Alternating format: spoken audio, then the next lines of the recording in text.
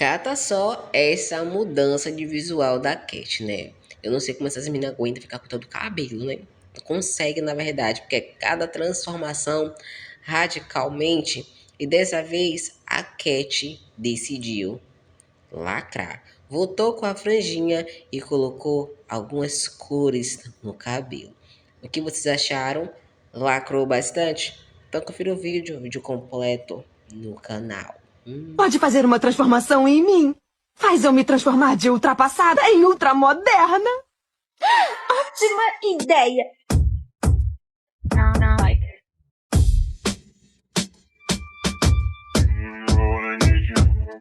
Pode fazer uma transformação em mim.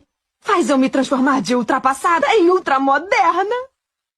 Ótima ideia!